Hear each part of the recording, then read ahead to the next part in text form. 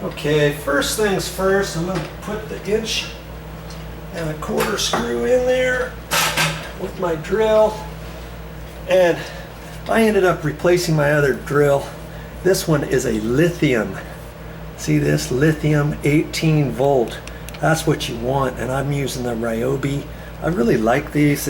You can get this whole thing in a set with this, two charged batteries, a charger.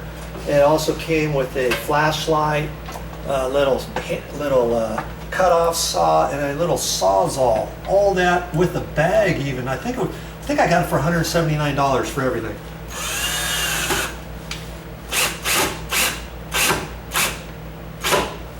There. That looks perfect. The color of the screw head is fine. It fits in there flush and all. Okay. Now I'm going to get back in here. And I'm using 1 5/8". I just want to make sure I don't put it in really super tight. I want it just snug, or else it's going to start spinning, because this is only going to tighten up in the jamb. Because if you remember, if I go straight in there, these screw locations are going to be within a 1/2 inch from this edge, and that's where the sheetrock is. You got 1/2 inch of sheetrock, then the 2x4, another 1/2 inch of sheetrock over here, and then your jamb is that full of measurement. Okay. So first going to take that to there, and I'm going to see if it spins. Now, what happened to my screwdriver? What happened? Oh, here it is. Look at that, it's still spinning. Shit. I'm not liking that. You know what that means?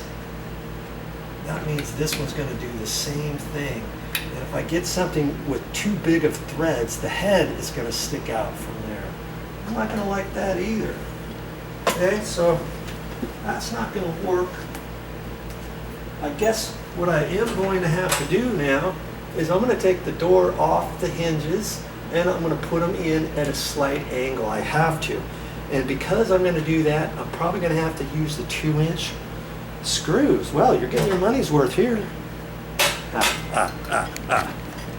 Because I first have to get this door off the hinge pins. Get my screwdriver out of there. Okay, we'll have to take a look at this on the other side and take a look at how I'm going to get the pins off. Well, let's look at this first. Sometimes there's a little trim piece. See that? See that nib right there? So I got to get a nail or something small enough to go up in there. Sometimes it doesn't have this, and you can put a nail set up in there, and you can actually see the bottom of the hinge pin because it doesn't have this. And see, this one's tight, so I can't grab it with a screwdriver without messing it up. So I've got to hold something underneath there. Dabbity nabbit. And they're all the same, of course. Okay.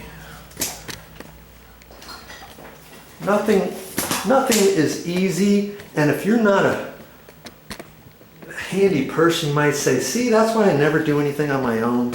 I just soon call someone. But hey, you can do this project.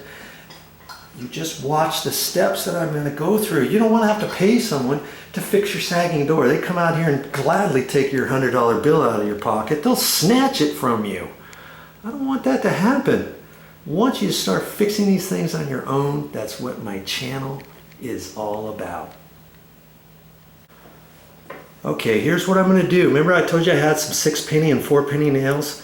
I'm going to shove that up there because it's small enough. I probably should cut the tip of this off, and I think that's what I'm going to do.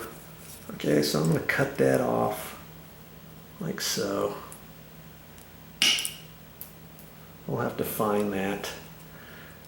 See, now I've got just a flat bit, and then I can hold this upside down like that and put it in there, and then beat on this and actually hit right here with my hammer.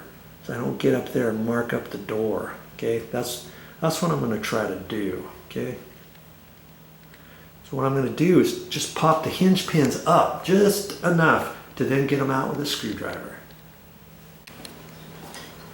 The most important part of the project, protect your ears. So I have just some toilet paper. If you have some earplugs, put your earplugs on. But if you don't, these work really good for ears. And my ears are kind of sensitive nowadays because one time I tried to take out a door jamb, kind of like this, but it was metal, and I was just banging it out with a sledgehammer, and my ears were ringing for days. This happened probably 20 years ago. And ever since then, when I start pounding on different things, my ears get slightly sensitive. Okay, so I always try to protect those ears. Okay, let's get you situated over here. Let's see if I can't get this out.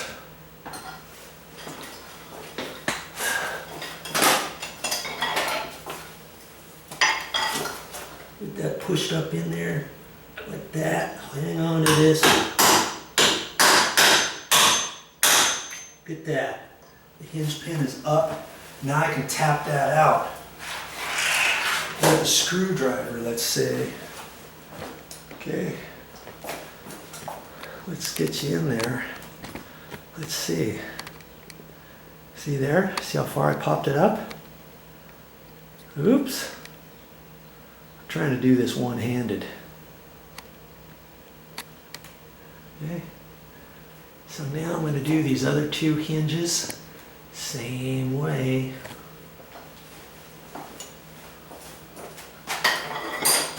See, I've got this held. Got that held just like that, up tight, and I don't necessarily tap on the nail. I can hit right there as long as I've got this squeezed together.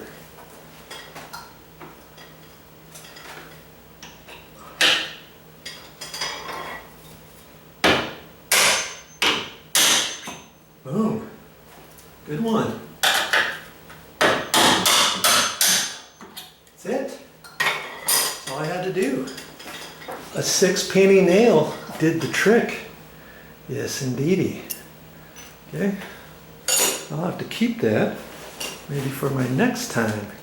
Okay, so now I can just tap that out with a little screwdriver. Starting at the bottom. I always take the bottom hinge pin out first. Hang on to both nail or screwdriver and the pin. I'm holding on to it. Now I can set it off. Lots of times those are greasy too, so if you have good carpet or something, be careful with that. See all that grease? Last thing you want to do is put that on your carpet or something. Okay? Take that off.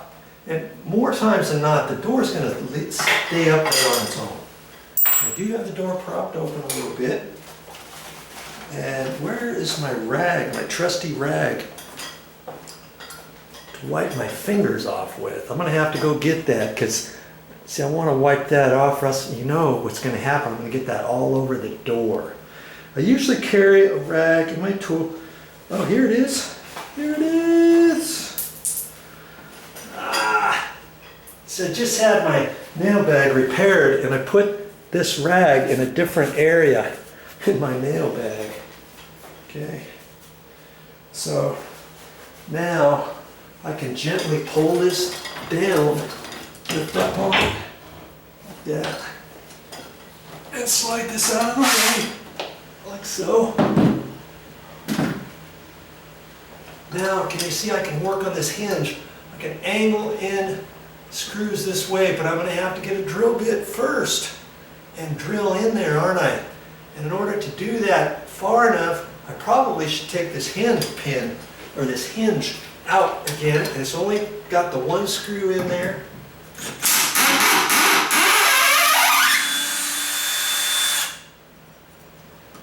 Okay. Now I can work on that. Find my drill bits now.